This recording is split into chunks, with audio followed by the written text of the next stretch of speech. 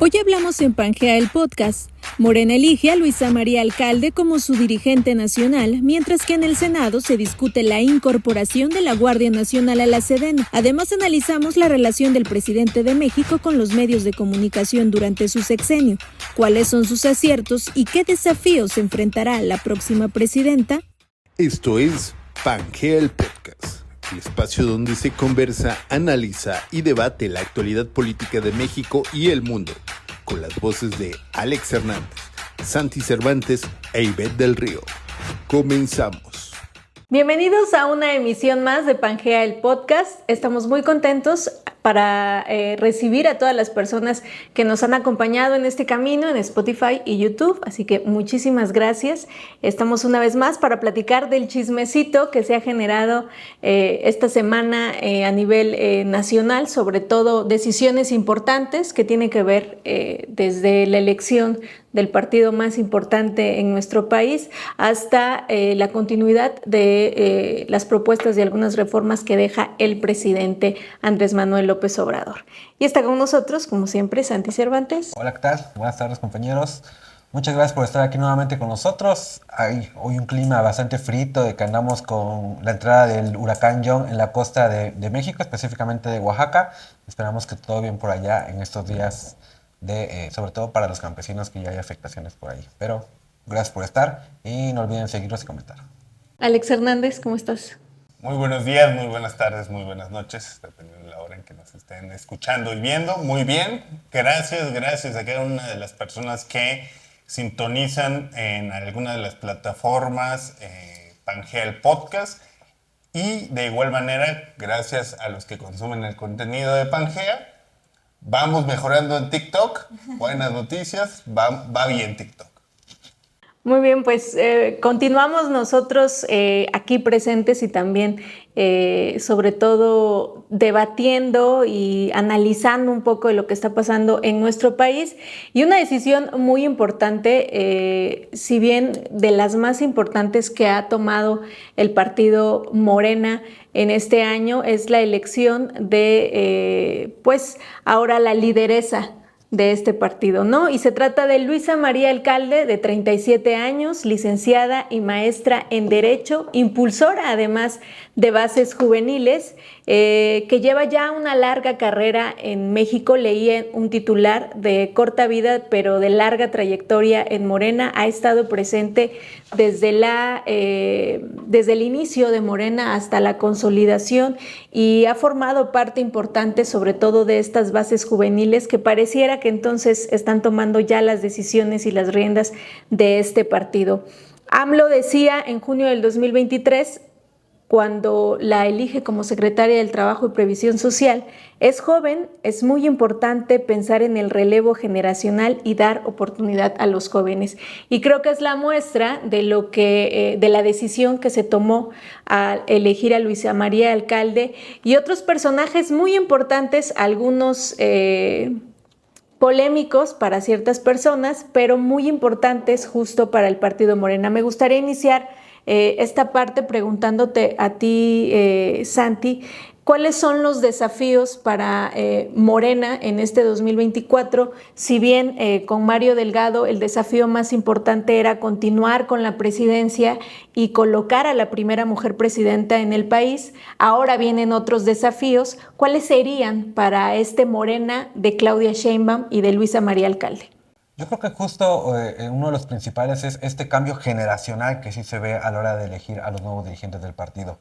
Justo esto de que Mario Delgado siempre fue muy cuestionado, pero al final tuvo resultados. Pues ahora con Luisa María Alcalde vemos ahí a una mujer preparada, joven, que aparece en el primer spot de Morena, ¿no? Ahí como dato curioso, sí.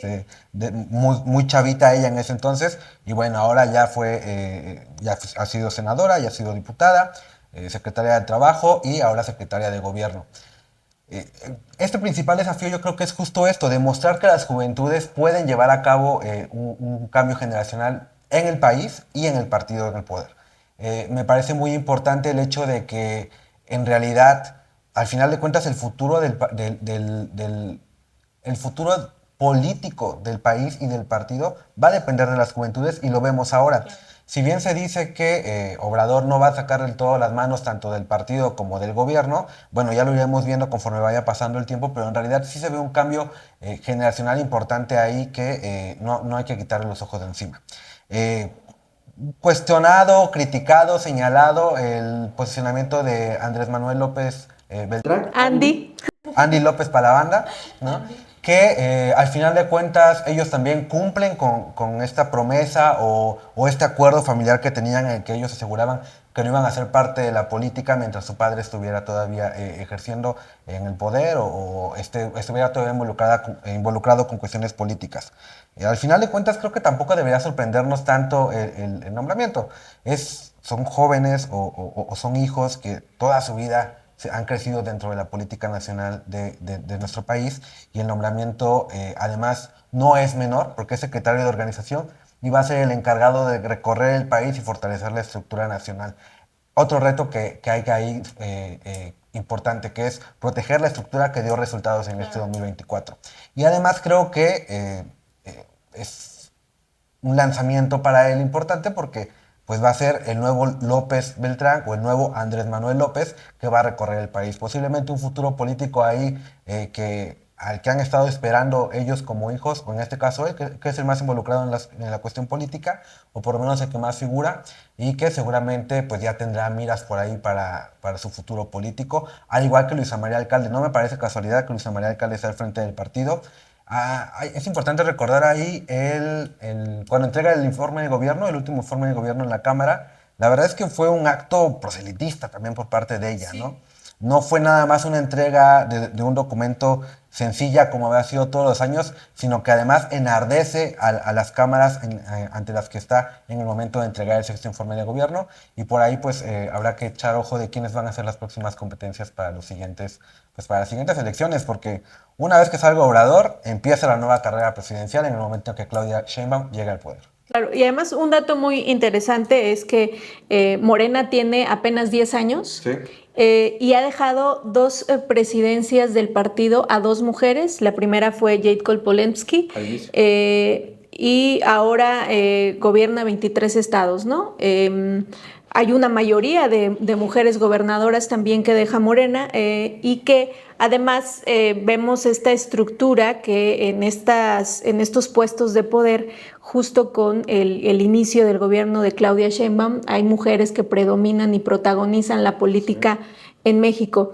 Pero el dato es importante porque el PRI tiene 95 años y en 95 años solo ha dejado 6 mujeres presidentas al cargo del partido, y el PAN, por su cuenta, solo ha tenido una mujer en la presidencia del partido, Cecilia Romero Castillo, y que solo estuvo al frente 3 meses. Y eso habla un poco también de la historia política que estamos viviendo y cómo Morena probablemente esté entrando un poco más a la vanguardia en estos espacios a las mujeres y también a los jóvenes como Luisa María Alcalde. Y cuando ella da su discurso, cuando toma protesta, se puede decir, sí, o ya es elegida, ya es elegida, votada. Electa, perdón, dice, no les voy a fallar. Es lo que más resuena, pero ¿a quién no le va a fallar Luisa María Alcalde? Más bien, ¿a quién no le va a fallar 1, 2, 3 de Morena, que es Alcalde, Beltrán y Rangel? Alex. Luisa María Alcalde hablaba del pueblo de México, sobre todo refiriéndose a esa famosa frase de Andrés Manuel López Obrador, en donde no tenía derecho de fallarle al pueblo. Es interesante porque vemos 38 años de Andrés López Beltrán, 37 de Luisa María Alcalde y 35 de Carolina Rangel.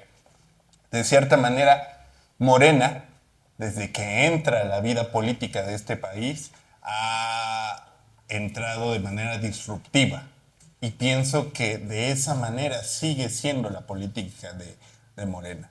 Porque entra de manera disruptiva con la figura de Andrés Manuel López Obrador, una figura totalmente, si bien bastante política, pero alejada de los estándares políticos o de los estándares de los políticos que teníamos hasta ese momento. Ahora, Morena sabe que sin su figura más importante tiene que hacer una disrupción de otra manera. Y pienso que partidariamente lo hace justamente renovando los rostros de su política interna. Más allá de que si son jóvenes o no, los tres tienen amplia experiencia, tanto Andrés Manuel López Beltrán, que tiene experiencia justamente en la vida política, no nada más en Morena, sino antes de Morena incluso. Luisa María Alcalde, una de las fundadoras de Morena, pero que además su corta carrera política la ha hecho llegar hasta puntos de la Secretaría de Gobierno, puesto importantísimo. Ay, yo difiero, no creo que sea corta, lo que pasa es que empezó muy joven, pero en realidad la experiencia ya es larga. Bueno, en realidad tendría aproximadamente 12, 14 años ¿no? Si bien es cierto, no son pocos años, pero a diferencia de otros dirigentes políticos, 12 años podrían ser muy pocos. Sí. Y por otro lado, Carolina Rangel, que también es una mujer joven, pero que ha estado en puestos importantes y además respaldada por figuras importantes dentro de la política mexicana y dentro de la vida partidaria de Morena. Pienso que justamente hace poco lo manejaba, se refería Andrés Manuel López Obrador a la enseñanza que debería de dejar el PRD a la vida partidaria de este país. No cometer los mismos errores. El rostro que nosotros recordamos del PRD es Jesús Zambrano. Sí. Bueno, es el rostro ¿sí? que además... Cuauhtémoc Cárdenas. Sí, ¿no? Cuauhtémoc, justo pensaba yo en él porque ya estamos un poco más para allá. En los últimos años era el rostro conocido porque era el dirigente que parecía vitalicio dentro del PRD ya en los últimos años. Y lo que hace Morena es revitalizar esa vida partidaria a través de tres jóvenes que, si bien es cierto, tienen experiencia, no están quemados dentro de la vida política de este país. Importante enseñanza para el PAN y para el PRI, incluso para Movimiento Ciudadano y para el Partido Verde Ecologista, porque la dirigencia del PRI y del PAN radica entre los 45 y 47 años, la del Verde los 44 años, la de Movimiento Ciudadano y la del PT ni hablamos porque están en los 70. Entonces es importante. Dos cosas nada más para terminar mi participación. La necesidad de los rostros nuevos que ya le mencionaba, pero además la necesidad de ver a Morena como una unidad partidaria, porque no hubo otra consenso general. Hubo un consenso general. Y eso internamente ayuda a decir, bueno, aquí nos vamos a aplacar todos hacia una decisión que viene de la alta cúpula. Y por el otro lado, externamente habla de que Morena aún no se fragmenta, como si está el PAN, como si está el PRI, e inclusive el mismo Movimiento Ciudadano. Y justo hablando de estas decisiones de la alta cúpula que dirige nuestro país, el jueves 19 de septiembre se discutió ya en la Cámara de Diputados durante 16 horas la reforma de por lo menos 12 artículos de la Constitución para traspasar la Guardia Nacional a la Sedena. El objetivo de esta reforma en general es una estrategia para combatir la delincuencia organizada y con ello dar certeza jurídica y operativa a las acciones que efectivamente pues den seguridad y paz.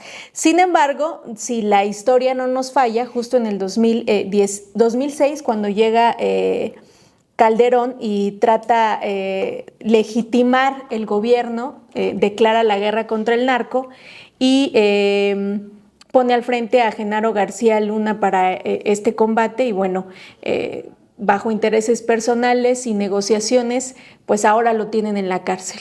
Ya en el 2012 Peña Nieto intenta implementar lo que es la Gendarmería Nacional y pues le sale muy mal porque tenemos escándalos como la Casa Blanca y Ayotzinapa. Como casi todo el gobierno de gobierno.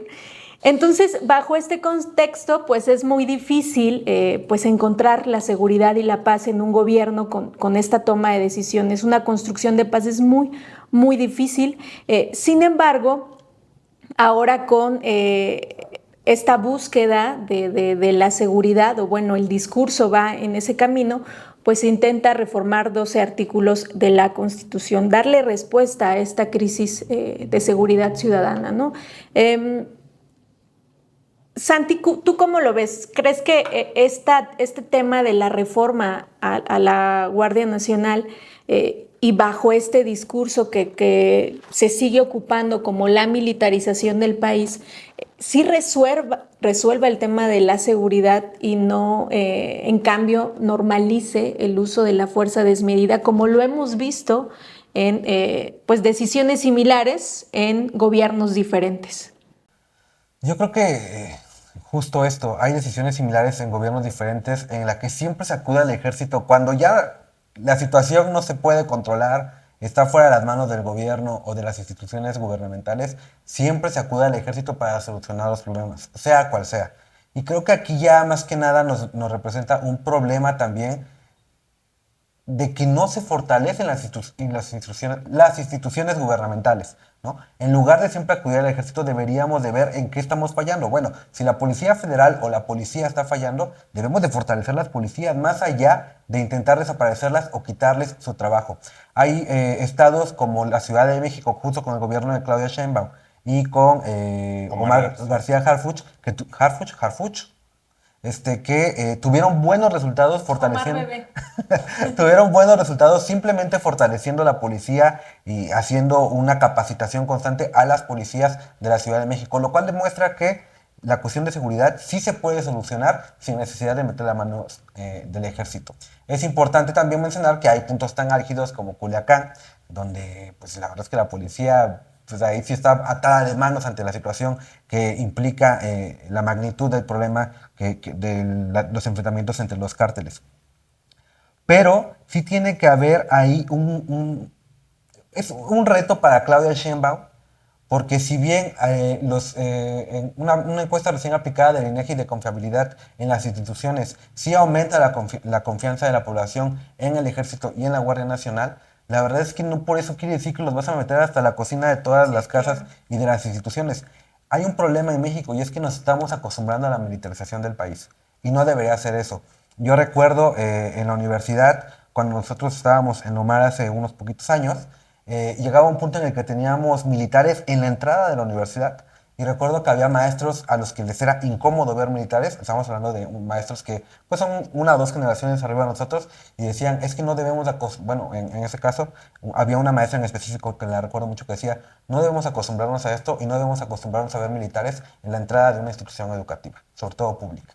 Y así es, o sea, es un problema en el hecho de que la Guardia Nacional pase a la Sedena también, porque la Sedena no se caracteriza por ser exactamente transparente. Claro, ¿no? justo eso, ¿no? Justo tienen sus propios tribunales, tienen sus propios medios de investigación y dan a conocer al público lo que a ellos les conviene o lo que más les favorece. Y ese va a ser un problema porque la Guardia Nacional está en toda la extensión territorial del país.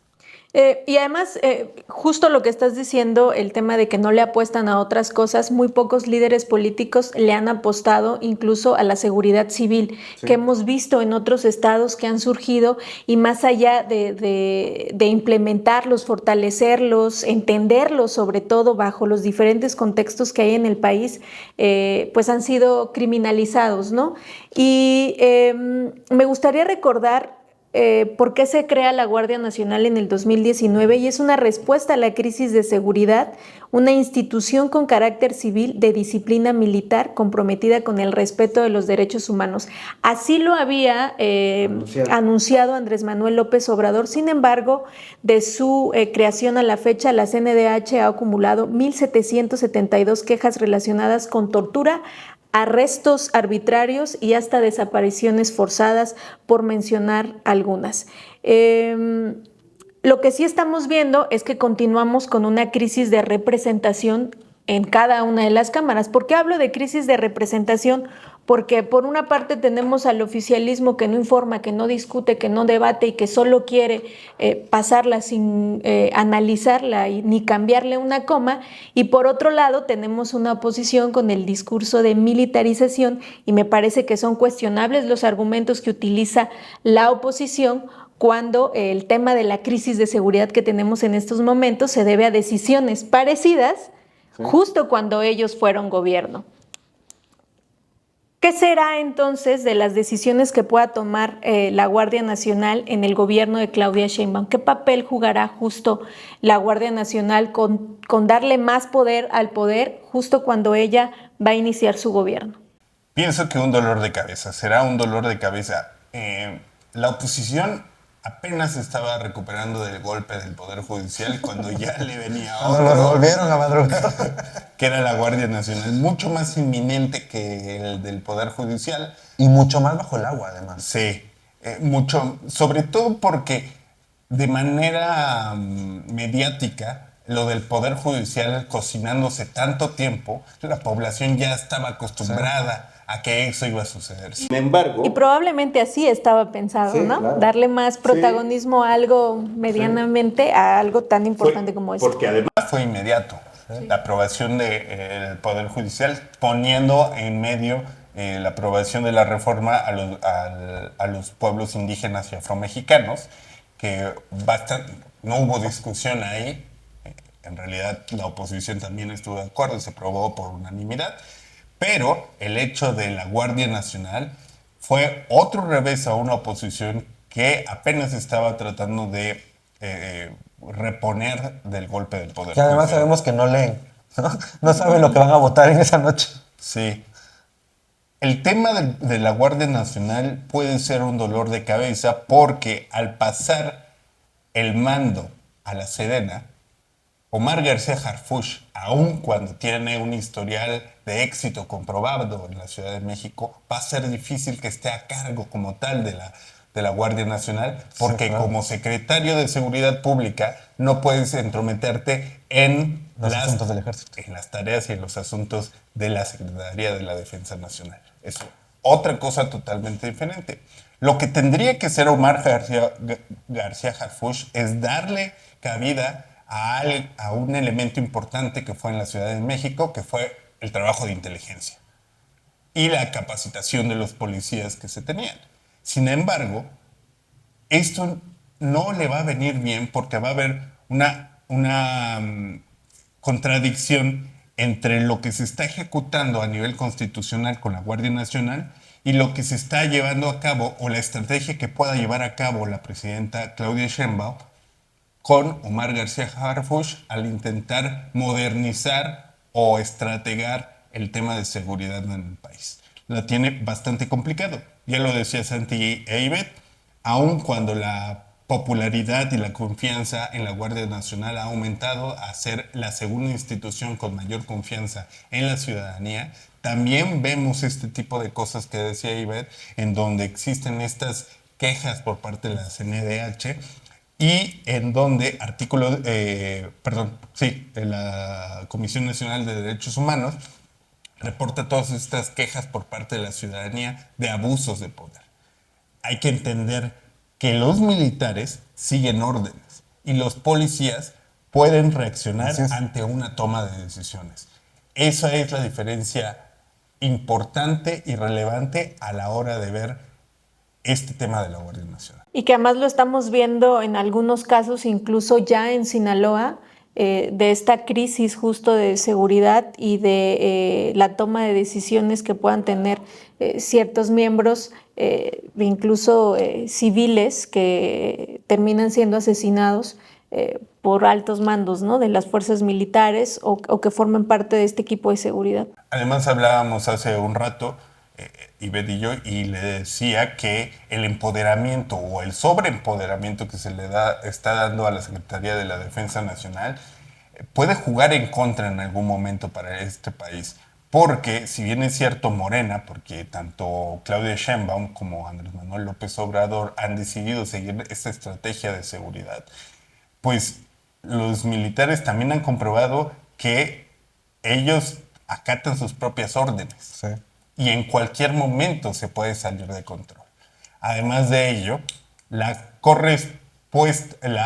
respuesta de la Secretaría de la Defensa Nacional a asuntos tan importantes de seguridad pública como lo es en Sinaloa, pues no ha sido correspondido con las decisiones que se ha tomado este gobierno, sobre todo cuando sale el jefe de la zona militar a decir que van a esperar hasta que los grupos delincuenciales decidan la paz dentro del Estado, ¿no? Ahí es importante mencionar que justo esto, que si la Sedena y la Guardia Nacional van a tener ya esta corresponsabilidad a nivel nacional, es importante una capacitación también para saber cómo tratar a los medios de Claro, comunicación. sí. Hay consultorías que los pueden capacitar, ¿no? Justo para evitar esto, porque la verdad es que no podemos estar justificándolos o diciendo, bueno, es que son militares, ¿no? No saben cómo tratar a las cámaras. Bueno, la verdad es que ahora, a partir de este momento, deben de capacitarse en eso y saber exactamente qué es lo que quieren comunicar, porque a lo mejor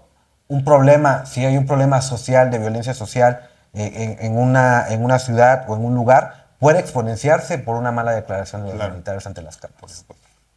Y justamente hablando de esta importancia de la relación con medios de comunicación, si alguien sabe hacer eso es nuestro, ¿O no? bueno, Sí sabe. nuestro presidente. Es lo que vamos a ver en este momento. Nuestro presidente Andrés Manuel López Obrador, que ya en unos días dejará de serlo, quien ha considerado que los medios son sus amigos, pero también sus enemigos. Bueno, él ha dicho adversarios. Este diálogo constante que ha tenido con los medios de comunicación, una relación directa con los periodistas, no siempre ha sido pacífico, hay que decirlo, y lo que ha ayudado es que genera una percepción de transparencia y comunicación directa, pero también una percepción de no soportar la crítica ni los cuestionamientos, porque inmediatamente los considera periodistas de élite o de la oposición. Y bajo este lema incluso ha puesto en riesgo la integridad de las y los periodistas de este país. Sin embargo, desde esta relación que tiene con los medios de comunicación, Andrés Manuel López Obrador ha podido apoderarse y controlar el mensaje y sobre todo la agenda. No hay intermediarios y él ha sido el protagonista de su propio gobierno, algo que no habíamos visto en mandatarios anteriores, quienes le daban cierto protagonista a su vocero para poder tener esta relación directa, y entonces él ha tomado las riendas de su comunicación social y su comunicación con los medios de comunicación.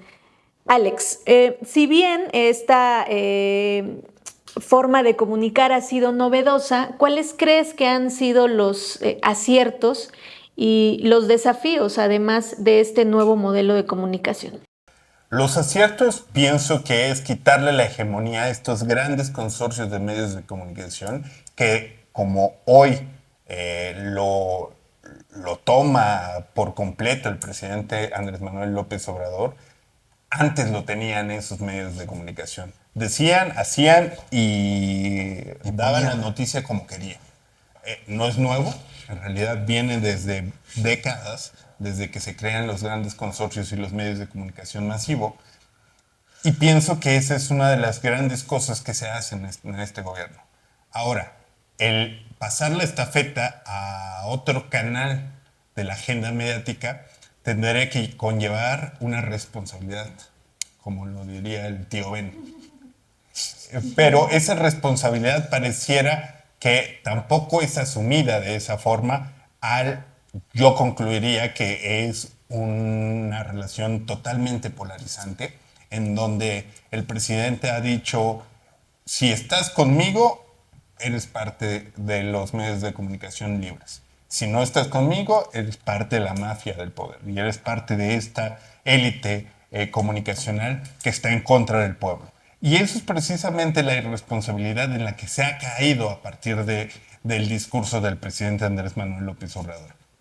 Otra de las cosas es que el presidente no ha entrado a los medios de comunicación críticos tratando de hacer consensos. Recuerdo que, por ejemplo, tanto Calderón como Enrique Peña Nieto, solo por recordar los últimos presidentes, tuvieron 2 entrevistas punzantes y críticas en donde se les hizo frente a temas importantes. Los medios de comunicación los avasallaron también, mucho por los resultados que ambos tenían. Sin embargo, el presidente ha mantenido cierta lejanía con esos medios de comunicación críticos, en donde las dos entrevistas más importantes que se me vienen a la mente en este momento, pues es la del medio español, que lo hacen hace algunos meses, cuando surge esta polémica en donde reta a los periodistas del New York Times y por otro lado reta a otro medio internacional, y como para hacer un poco de consenso traen a un medio internacional, no recuerdo, el canal Red de España, para que le hagan una entrevista muy a modo, y posteriormente pues del programa El Chamuco. El Chamuco TV. Que también, si bien cuentan bastantes anécdotas dentro del presidente, nunca hace frente también a los defectos que hubo en su gobierno. Entonces, sí pienso que ahí radica mucho del aspecto del presidente con la relación que tuvo con los medios de comunicación. Por supuesto que este modelo de comunicación que él viene implementando le ha generado tener una alta percepción, sobre todo de aprobación y de control, pero por otro lado también ha habido muchas cosas cuestionables. Incluso ONGs defensoras de la libertad de expresión han criticado esta pequeña sección de la mañanera de Quienes quieren las mentiras como una censura encubierta. Y si algo hay que definir es que ha conducido la percepción pública incluso sobre ciertos medios de comunicación. Hacerle frente a la crítica de cierta forma ha generado que parte de la población diga estos medios no funcionan, no sirven, no tienen credibilidad porque el presidente así lo dijo, pero también le ha dado foco a otros medios de comunicación, le ha dado más visibilidad. Cuando de medios se trata, ha imperado además una narrativa de descalificación si es que están en su contra, y vale la pena apuntar que esta narrativa la han adoptado incluso algunos gobiernos locales. Gobiernos que también han empezado a tener, intentado tener esta relación de medios que tuvo Andrés Manuel López Obrador, trasladándola a un contexto más local y que a algunos no les ha funcionado tan bien que digamos. Si bien es un modelo diferente, un modelo que no habíamos visto, ¿tú crees, Santi, que se debió de haber conducido de alguna manera o lo consideras que realmente fue exitoso? Yo creo que sí es un logro para él, porque además él tuvo durante muchos años un bloqueo por parte de los medios de comunicación y las televisoras más importantes del país, en la que simplemente querían que no figurara. De ahí el famoso dicho de las benditas redes sociales, porque la verdad es que Obrador, parte relevante, parte importante de que haya llegado a la presidencia fue gracias al poder de las redes sociales que crecieron junto con él durante su carrera política. Justo ahí quiero como abordar, ¿no? El uso de las plataformas digitales y los medios públicos durante este sexenio fueron importantes también. Hubo una gran inversión a los medios públicos que pues dependen del gobierno federal y los cuales además hicieron un muy buen trabajo desde sus trincheras para comunicar lo que el presidente quiere. Lo que me lleva a mi segundo punto, que es el que alguna vez ya había mencionado también aquí, que es que Obrador quitó los intermediarios. Obrador no dependía de los medios importantes de comunicación o de los medios más grandes para hablar a la gente. Él le habló a través de sus redes sociales, a través de clips y a través justo de los medios públicos a los públicos que él quería llegar, y al día de hoy lo sigue haciendo. Lo cual, pues sin duda, causó una relación conflictiva entre Obrador y estos medios de comunicación, porque además les quitó muchísimo dinero, ¿no? Le quitó mucho dinero a medios de comunicación que durante muchos años recibieron miles de millones de pesos por parte del gobierno federal, a excepción, curiosamente, de Televisa y TV Azteca, que prácticamente percibieron lo mismo durante esos gobiernos. Pero ahí sí quiero hacer como un apunte muy rápido, que por ejemplo, durante el sexenio de Enrique Peña Nieto, la media fue de 12,000 millones de pesos anuales pagados a comunicación social. Y de Obrador nunca pasaron de los 3 millones, el primer año paga 2.2, que es en el 2019, y en el 2020 aumenta casi a los 3 millones, yo creo que ahí debido a pandemia, que llega a los 2.9 mil millones, y este último año, en el 2023, lo reduce hasta 1.4 millones de pesos, 1.4 mil millones de pesos. que también va de la mano con afianzar las mañaneras. Conforme pasaba el sexenio y debido a la gran popularidad con la que se va Obrador, que es un tema que no podemos dejar de lado porque Obrador se va con una popularidad que no se había visto en la historia de México. Bueno, Carlos Salinas de Gortari se va con el 73% de su aprobación. No se va con el apoyo de, o sea, y hay que recordar que esa aprobación dependía justo de estos medios de comunicación de los que estamos hablando, ¿no? El dato es el mismo. Bueno, sí, pero justo esto, pero no surge del mismo lugar. El dato sí, o sea, puede decir que es el mismo, pero no surge del mismo lugar. Y se debe también, yo considero que la reducción del presupuesto en comunicación social tiene que ver justo con el crecimiento que hay en las mañaneras. También es importante rescatar esto, que debido a este ejercicio que Obrador hace de desintermediación con los medios de comunicación, es que hay nuevos medios de comunicación que crecen y que la gente acude a ellos para informarse. Pero ahora lo más importante va a ser justo el reto para Claudia Sheinbaum. ¿Qué va a hacer Claudia Sheinbaum ahora que Obrador ya logró separarse de los medios de comunicación tradicionales? La verdad es que lo vamos a ver seguramente en los primeros 3 o 6 meses. Si no funciona, o los famosos primeros 100 días, si no funciona las mañaneras de Claudia Sheinbaum va a tener que recurrir a estos medios que Obrador, por su carisma y por sus características como político, logró afianzar durante esos 6 años de gobierno. Sí, sobre todo su popularidad. El modelo de Andrés Manuel justamente no fue realizar esta mochada a los medios de comunicación tradicionales, porque el modelo de Andrés Manuel era, al ser una imagen tan popular dentro de la ciudadanía, pues si hablas bien de él, las vistas llegan. Y el modelo de las redes sociales es a través de estas vistas. Entonces, los medios de comunicación que hablaban bien de él empezaron a crecer, empezaron a tener views, empezaron a tener seguidores, y eso fue lo que realmente afianzó los modelos económicos de estos medios independientes, entre comillas. Bueno, de Lord Molécula no vas a estar hablando, ¿eh? Pero yo sí quisiera apuntar un dato. Si bien desde nuestro carácter en lo personal de comunicóloga y este análisis que realiza esta relación que tiene Andrés Manuel con los medios me parece muy interesante, me parece que solo Andrés Manuel, más bien un perfil como Andrés Manuel puede lograrlo, y es algo que no han entendido justo estos gobiernos locales que no poseen esas características y solo quieren replicar, incluso hablar de la misma manera, meter videitos, hacer las mismas secciones, y no funcionan porque aunque pudiera ser casi lo mismo, caen en lo ridículo cuando lo realizan en contextos donde duelen otras cosas, sobre todo. Y solo mencionar que artículo 19 reporta en el gobierno de Andrés Manuel López Obrador más de 3,000 agresiones a la prensa, 47 asesinatos y 4 desaparecidos, sin contar que periodistas que se encontraban bajo protección incluso del gobierno federal también fueron asesinados, por lo menos 3 de ellos, y que ojalá, si bien son modelos que se pueden generar como muchos puntos positivos, ojalá también esta relación de gobierno y prensa pueda llegar a beneficiar también a la prensa y no solo al político, porque pues pareciera que seguimos en el mismo camino por muy avanzado o novedoso que pudieran ser los modelos que aplican los gobiernos, ¿no? Sí, aquí en varias ocasiones hemos hablado de las deudas de Obrador con distintos temas y sin duda una de ellas es la violencia contra los periodistas. Sí. La verdad es que no cambió nada, ¿no?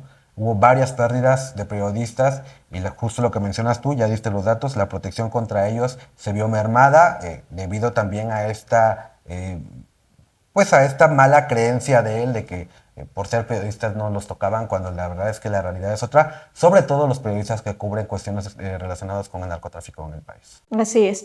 Y bueno, pues estamos ya a unos días de que Andrés Manuel deje de ser el presidente de este país. De hecho, para el siguiente capítulo ya no lo será. Justo de eso es el tema que iba a tocar, que pues el próximo capítulo estaremos hablando ya de la presidenta de México, sin duda un suceso histórico en el que Pangea va a estar presente con el análisis de los invitados. Ya salieron unas listas por ahí de quienes estarán.